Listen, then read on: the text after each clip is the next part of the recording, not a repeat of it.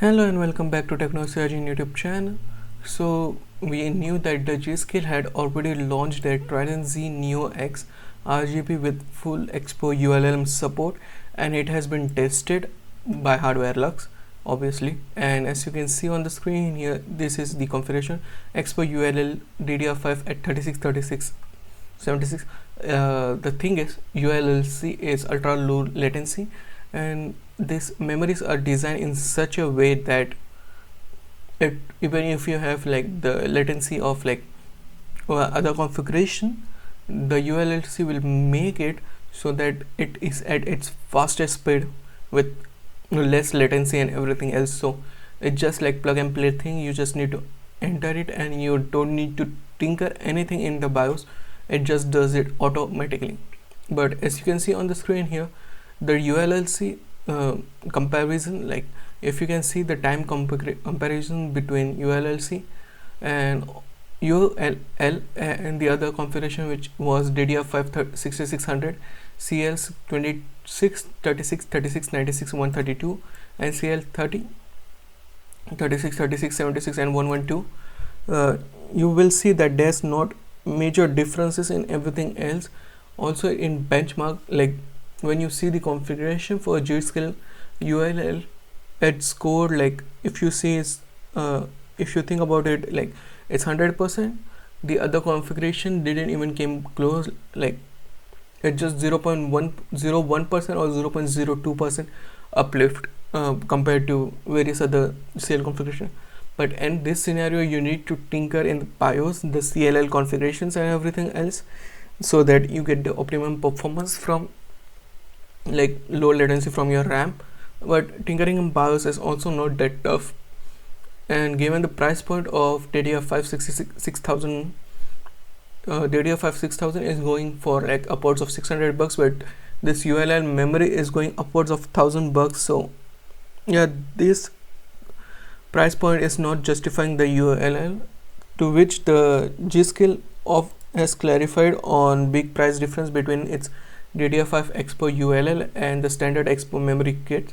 Says retailers are selling old inventory which that has bought before cost increases, and if this is true, it really looks bad.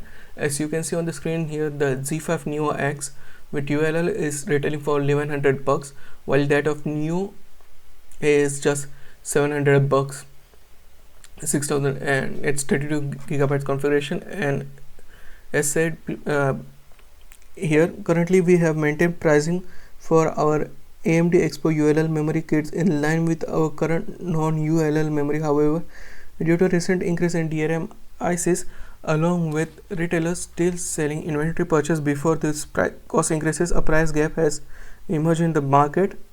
This is the reason for the high difference highlights in recent media articles. And if this is true, it paints a pretty bad scenario, because if the old inventory gets like finished or emptied, then the price point for the new DDR5 modules will without ULL will be similar to that of that ULL. So basically it will be $1000.